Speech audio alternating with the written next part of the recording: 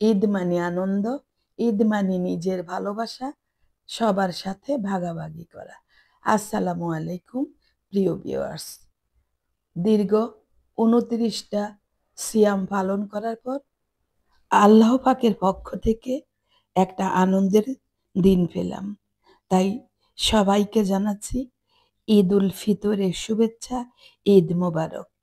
কাছে কিংবা দূরে, দেশ আর দেশের বাহিরে যে যেখানেই থাকছেন না কেন, আশা করি আমরা সবাই ভালো আছি ঈমান এবং স্বাস্থ্যে। আসলে রমজান মাস সিয়াম সাধনার মাস গিয়েছে। আর রমজানের পর শরীরটা বেশি ক্লান্ত হয়ে গিয়েছে। এটা হচ্ছে আমার ঈদের আগের দিনের রান্নাবান্না। মানে ঈদের রান্নাটাই আমি ঈদের আগের রাতে, চাঁদ রাতে সেরে ফেলি। তাই কিছুটা ভিডিও আমি করে নিয়েছি আপনাদের সাথে শেয়ার করার জন্য। ডিটেলস রেসিপি আমি দিতে পারছি না, তার জন্য দুঃখিত। তবে মোটামুটি একটা রেসিপি বা একটা ধারণা পেয়ে যাবেন। আর সবসময় আমি চাঁদ রাতে রান্নাবান্না করে ফেলি। কারণ সকাল ৮টায় বা ৭:৩০টায় ঈদ উল ফিতরের জামাত। নামাজ পড়েই সবাই চলে আসে বাসায়। আর মেহমান অতিথি আত্মীয়স্বজন সবাই তো আছে, তাই না? তাই রাতেই আমি রান্নাবান্না সেরে ফেলি। আর ১ম এ আমি রাতে গরুর মাংস আর মুরগির মাংস রেডি করে নিয়েছি। মুরগির মাংসগুলোকে কেটে ধুয়ে পরিষ্কার করে এখানে টক দই, আদা রসুন পেস্ট মেখে নিয়েছি। আর সামান্য কাঁচামরিচ আর একটু লবণও দিয়েছি। মেরিনেট করে রেখেছি ৩০ মিনিট। আর চুলায় ঘি আর তেলে আমি ১/২ কাপ পেঁয়াজ ভেজে নিয়েছি। পেঁয়াজ যখন ব্রাউন কালার হয়ে গিয়েছে, তখন আমি মেরিনেট করা চিকেনগুলো দিয়ে দিলাম। আর এখানে আমি ২০ মিনিটের মতো এভাবে চিকেনগুলোকে ভেজে নেব। আজ কিন্তু একদম তেলে কড়া ভাজবো না। এভাবে আমি ভেজে নিয়েছি। সুন্দর একটা ঘ্রাণ বের হচ্ছে। আর এখানে আমি দিয়ে দিয়েছি ১ প্যাকেট রোস্টের মসলা। রাঁধুনি রোস্টের মসলা দিয়েছি। দিয়ে চুলা মিডিয়াম হাইয়ে রেখে ভালোভাবে আমি চিকেনটাকে কষিয়ে নিব। আমার কষানো হয়ে গিয়েছে। এখন দিয়ে দিলাম আমি ১.৫ কাপ লিকুইড দুধ। জাল করা, সাথে সরও আছে। আর দুধের সরটা দিলে না একদম ক্রিমি ভাব হয় রোস্টের মধ্যে। বিয়ে-শাদীতে বাবুর্চিদেরকে দেখতাম যে রোস্ট পোলাও রান্নার মধ্যে দুধের একটা কি জানি দিত, ভুলে গিয়েছি এখন, সরি বলতে পারলাম না। যাই হোক, ওটা নাই, কিন্তু ওই সেটার কাজ করবে এই গুঁড়া দুধ। ভালোভাবে আমি রান্না করে নিয়েছি। যখন চিকেন সিদ্ধ হয়ে ঝোল গাঢ় হয়ে গিয়েছে, গুঁড়া দুধ আর বেশ কিছুটা কাঁচামরিচ দিয়ে দিলাম। আসলে সম্পূর্ণ রেসিপিগুলো আমার চ্যানেল বা পেজে আছে। তাই আমি তোমাদের সাথে ডিটেইলস শেয়ার করলাম না। তারপরেও তোমাদের সাথে শেয়ার করলাম কি রান্না করেছি। আমার চিকেন রোস্ট রান্না হয়ে গিয়েছে। এখন উপর থেকে পেঁয়াজ বেরেস্তা ছড়িয়ে দিলাম। তবে সেই মজার হয়েছে। খাবার পর কিন্তু রিভিউ দিচ্ছি। যাই হোক, এখন রান্না করব গরুর মাংস। এখানেও সেম আমি অনেকগুলো তেল, ঘি আর পেঁয়াজ দিয়ে ব্রাউন করে ভেজে নিলাম। আর দিয়ে দিলাম ১০০ গ্রাম গরুর মাংসের মসলা। আমি এখানে ৪ কেজি গরুর মাংস, ৪.৫ কেজি গরুর মাংস রান্না করব। আর ১০০ গ্রাম মসলাই আমি দিয়ে দিলাম রাঁধুনির। আর এখানে কিন্তু আমি আমার ঘরে তৈরি করা আদা রসুন পেস্ট, টক দই, মরিচ বাটা, পেঁয়াজ বাটাও দিয়েছি। এখন সামান্য পানি দিয়ে মসলাগুলো ভাজবো। তবে এখানে একটা সিক্রেট রেসিপি হচ্ছে, প্রিয় ভিউয়ার্স, যদি কোনো রান্না যখন ভালোভাবে কষানো হয় মসলাটা না, রান্নার কালারটা যেমন সুন্দর হয়, খেতে অনেক মজার হয়। তাই সবসময় লক্ষ্য রাখবেন, বেশিরভাগ গরুর মাংস যখন রান্না করবেন না, মসলা ভালোভাবে কষাবেন। আমি কিছুক্ষণ পর একটু পানি দিয়ে মসলাটাকে কষিয়ে নিচ্ছি। আর এখানে আমি কাঁচামরিচ বাটা দিয়ে দিলাম, যাতে সুন্দর একটা ঝাল স্মেল আমার গরুর মাংসের মধ্যে আসে। আমি অনেকভাবে গরুর মাংস রান্না করি। তবে আজকের গরুর মাংসটা কিন্তু সেই মজার হয়েছে। এই যে দেখছেন, কষাতে যখন উপরে এভাবে তেল ভেসে উঠেছে, এখন দিয়ে দিব গরুর মাংস। আর আমার একটা অভ্যাস, জানি না, গরুর মাংস আমি ধুতে একদম সাদা করে ফেলি। কারণ যতক্ষণ পর্যন্ত মাংস থেকে রক্ত বেরোবে, লাল রং বেরোবে, ততক্ষণ পর্যন্ত আমি ধুইতে থাকি। আর আমার কাজের খালারা, হেল্পিং হ্যান্ড ওনারা বলে যে, "খালা, এত গরুর মাংসকে এতভাবে ধুলে তো স্বাদ চলে যায়।" কেমন জানি আমার কাছে লাগে।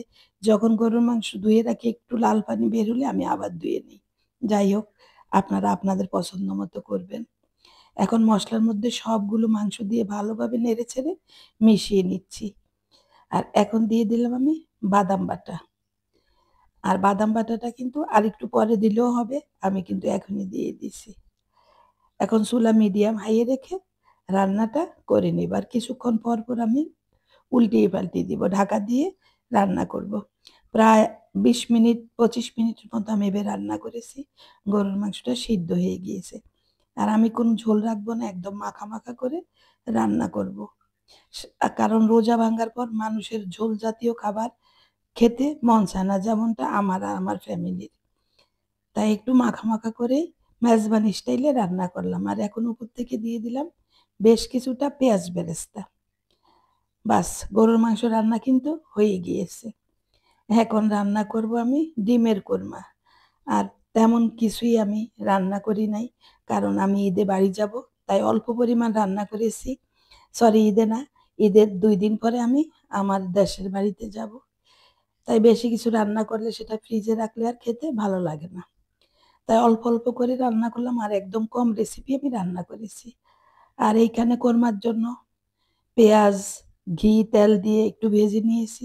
তারপর আমি দিয়েছি আদা রসুন পেস্ট, দিয়েছি টক দই, বাদাম বাটা, কাঁচামরিচ বাটা আর দিয়েছি গরম মসলা। সবকিছু দিয়ে ভালোভাবে আমি কষিয়ে নিয়েছি। আর দিয়েছি ৭-৮ টা আস্ত কাঁচামরিচ। আর ডিমগুলোকে আমি আগে তেল আর ঘিয়ের মধ্যে হালকা ভেজে নিয়েছি। ডিমের কোরমার ডিমগুলো যদি ভেজে শক্ত হয়ে যায় তাহলে খেতে ভালো লাগে না। তাই হালকা করে একটু ভেজে নিয়েছি। এখন ভালোভাবে চুলা মিডিয়াম লো এ রেখে এভাবে আমি নাড়তে থাকবো। কারণ এখানে ডিম সিদ্ধ শুধু মসলাটাকে আমার ভালোভাবে ভাজতে হবে। এই যে দেখেন, ভাজতে একদম উপরে তেল চলে আসছে। আর যে ঝোল সেটার অবস্থা দেখেন, একদম ক্রিমি। যখন পোলাওর সাথে মেখে খাবেন না, খুবই মজা লাগবে। দেখেন, এই যে দেখেন, কি মজা ইয়াম্মি লাগতেছে না? একদম সহজেই করে ফেললাম ডিমের কোরমা। চাইলে আপনারা আরো একটু ঝোল রাখতে পারেন। কারণ বাচ্চারা অনেক সময় একটু ঝোল পছন্দ করে। এখন উপর থেকে পেঁয়াজ বেরেস্তা দিয়ে দিলাম। আমি আগে থেকে অনেকগুলো পেঁয়াজ বেরেস্তা করে এয়ারটাইট বক্সে রেখে দিয়েছি। আর আমার চ্যানেলে পেঁয়াজ বেরেস্তার রেসিপি দেওয়া আছে। ঈদ বলে কথা, সেমাই রান্না হবে না সেটা কি হয়? হয়তো এতক্ষণ ভিউয়ার্সরা ভেবে নিয়েছে আপু মনে হয় গরুর মাংস, ডিম আর মুরগির মাংস দিয়ে ঈদ করবে। না প্রিয় ভিউয়ার্স, সেমাইও রান্না করব। ১ম এ আমি একটা লাচ্চা সেমাই রান্না করে নিচ্ছি। আমি ১ম এই সেমাইটাকে ঘি দিয়ে চুলায় ভেজে নিয়েছি। একদম লাল করে ভেজে নিয়েছি। যখন সুন্দর একটা ঘ্রাণ বের হয়েছে, তখন আমি চুলা থেকে নামিয়ে নিয়েছি। তারপর ঘি আর তেলের মধ্যে আমি কাঠবাদাম, কাজু বাদাম আর কিশমিশ ভেজে নিয়েছি। এখন সেমাইগুলোকে একটা পাত্রের মধ্যে ছড়িয়ে দিলাম।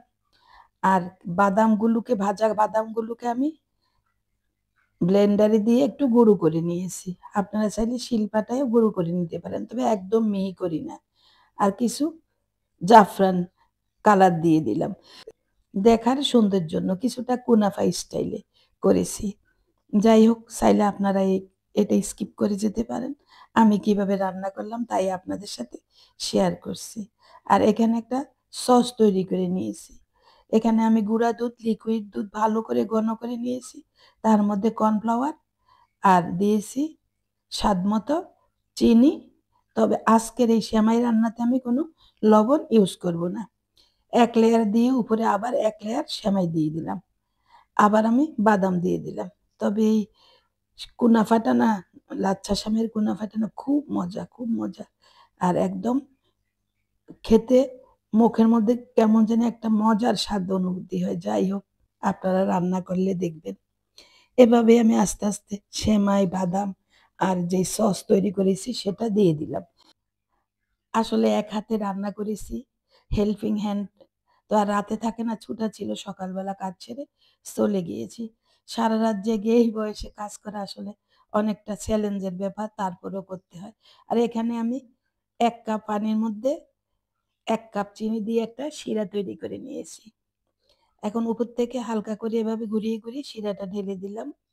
আর সেই যে বাদামগুলো আমি ঘিয়ের মধ্যে ভেজে নিয়েছি সেগুলো উপর থেকে ছড়িয়ে দিলাম। বাস ঠান্ডা হওয়ার পর সবাই নামাজ থেকে এসে খাবে বা নামাজ যাওয়ার আগে খাবে। তবে আমার বাসায় বেশি নামাজ থেকে এসেই খায়। যাই হোক, এখানে আরো একটা সেমাই রান্না করেছি। সেটা হচ্ছে দুধ সেমাই। এটার আর রেসিপি শেয়ার করলাম না। এতক্ষণ আমার সাথে থেকে যারা আমার রেসিপিগুলো উপভোগ করেছেন, আমার ভিডিওটা উপভোগ করেছেন, আশা করি লাইক, কমেন্ট, শেয়ার দিয়ে পাশে থাকবেন। ও আচ্ছা, মাংসের সাথে, কোরমার সাথে, রোস্টের সাথে পোলাও হবে না? সেটা কি হয়? তাই পোলাও রান্না করে নিলাম। আর দেখো পোলাওগুলো কত ঝরঝরে হয়েছে, খেতেও সেই মজার হয়েছে। আমি কিন্তু ঈদের দিনের খাবারের কোনো ভিডিও করতে পারি নাই। এটা হচ্ছে ঈদের পরের দিন আমার বোন, ভাইয়ের বউদেরকে বলেছি আমার বাসায় এসে খাওয়ার জন্য। আর এটা ঈদের পরের দিনের খাবার। আমি ঈদের পরের দিন কিন্তু একটা পোলাও করেছি, বাসন্তী পোলাও। দেখো। ও আচ্ছা, দুধ সেমাই আর কুনাফার সাথে আমি একটা মিষ্টি তৈরি করে নিয়েছি। এটা হচ্ছে ঈদের পরের দিন। ঈদের পরের দিন দুপুরবেলার খাবারের আয়োজন তোমাদের সাথে শেয়ার করলাম। আর মালাই চপ মিষ্টিটা মাত্র ১৫ থেকে ২০ মিনিটের মধ্যেই তৈরি হয়ে যায়। চাইলে তোমরা ঝটপট এই রেসিপিটা তৈরি করে মেহমানকে আপ্যায়ন করতে পারো। সবাই কিন্তু মিষ্টিটা খেয়ে খুব খুশি হয়েছে। আর সেই মজার হয়েছে। দেখতেও কি লোভনীয় না? তাহলে ভালো লাগলে ফেসবুক পেজ থেকে দেখে থাকলে একটা ফলো, আর ইউটিউব থেকে দেখে থাকলে সাবস্ক্রাইব করে বেল বাটন অন করে রাখতে পারো। আল্লাহ হাফেজ।